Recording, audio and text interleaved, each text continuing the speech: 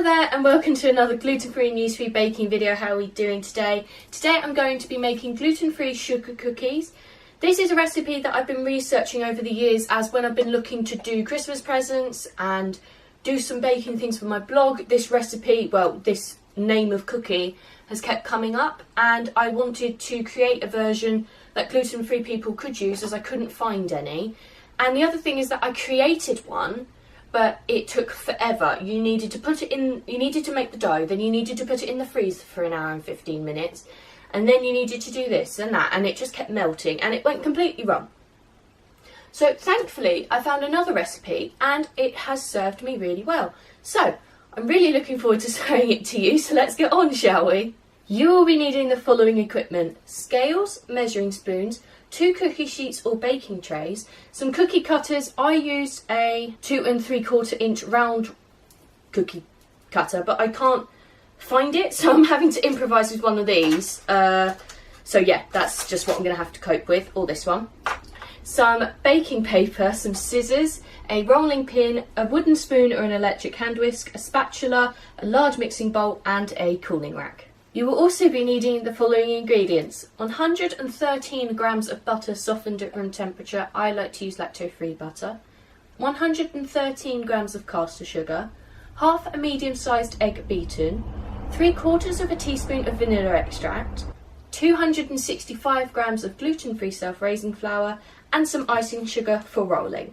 First things first, measure out all of your ingredients so that they're completely ready for you to use, and then preheat your oven to 180 degrees C on a conventional oven, 160 degrees C on a fan oven, or gas mark 4. Now let's grab our cookie sheets or baking trays, our baking paper and some scissors. So now that we've got our cookie sheets, our scissors and our baking paper, let's get them ready. So it's basically roll up the paper to the size of the cookie sheet or baking trays you're going to be using possibly. Snip. Cut along the line.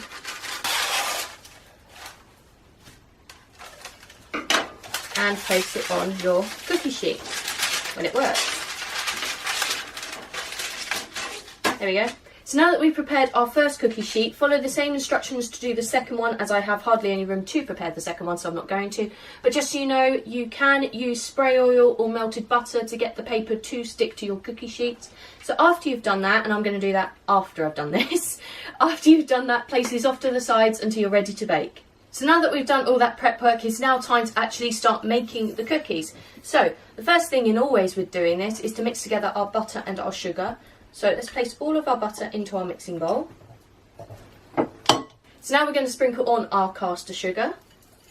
Sprinkle, sprinkle, sprinkle. There we go. And scraping down our bowls as per usual to make sure it's all in there. And now mix together until light and fluffy.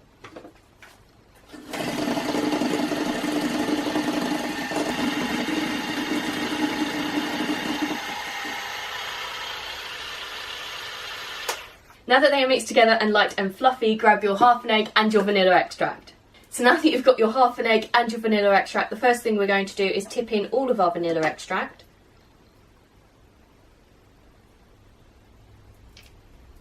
And now we're going to tip in our egg as well, because, you know, it's easier for you to do both. Saves you worrying about it, really. And now we're going to mix these together until they are well combined.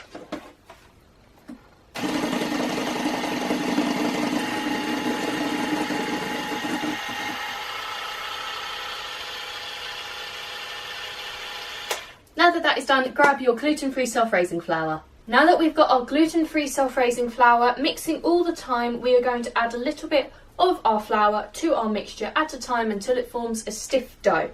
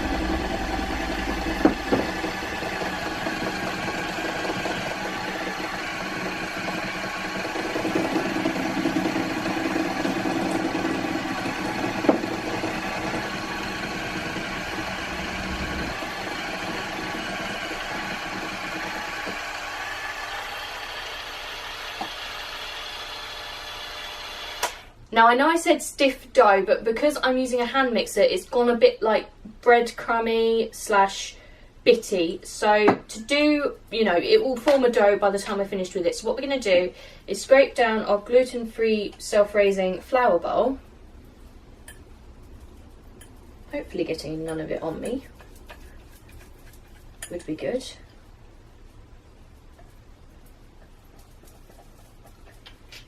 And now scraping down our mixing bowl. You'll feel it when you scrape it down, how it forms the dough. See, look, that's practically formed a dough now.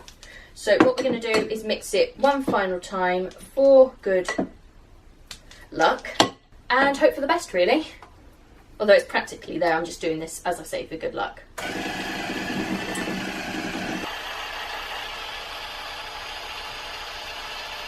And then just bringing it all together with your spatula, or your hands, or your wooden spoon if you want, whatever you're using.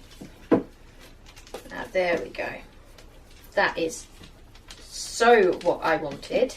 So now that that is all done and looking just perfect, we are going to grab our cookie sheets or baking trays, whatever you have access to, our cookie cutter and our rolling pin along with our icing sugar.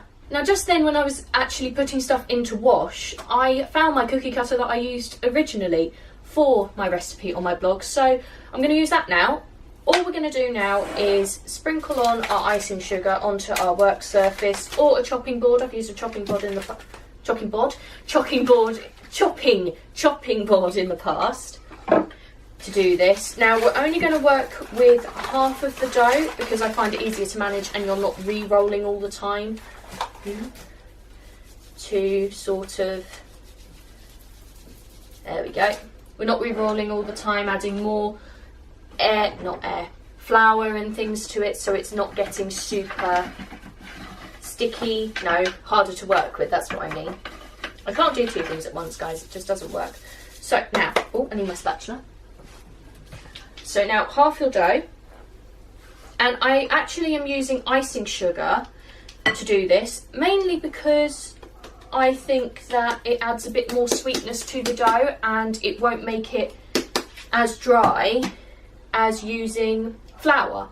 And a really important thing, which I forgot to mention earlier, is do not chill your dough. The whole reason that I find this recipe so perfect is so that we don't have to chill our dough. And because when I was doing research for this, as I told you at the beginning, they had to, in those recipes, you had to put the dough in for 4 hours overnight to chill. And then I'm like, if I want to make cookies, I am making cookies right now. And that is it. That is just what is happening. You can put some icing sugar and sieve it in a bowl for this step, but you know, I'm not very good at planning ahead, even though I have to for this, but never mind. So we're just going to roll out our dough as thinly as we can, or as thinly as you like. I'm going to do it so it's about ½ an inch, maybe. And also, I don't have the room for my cookie sheets to be on here with me as well, so we are just going to have to improvise with that back. What are you doing? Oh, that's where it is.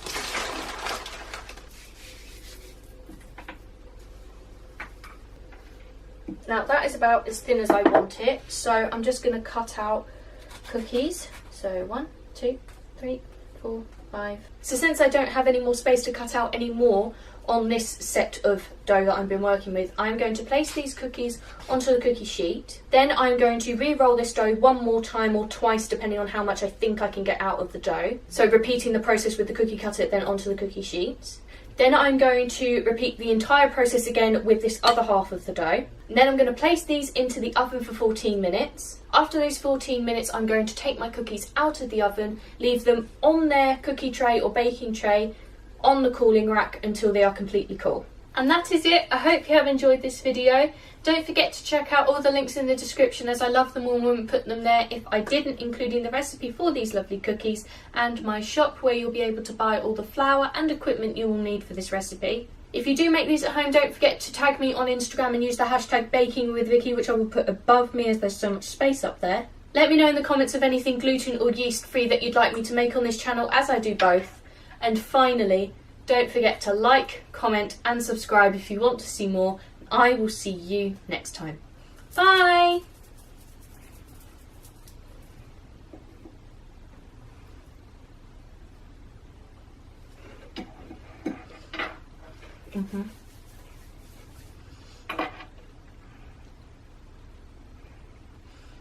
Now I know what all the fuss was about.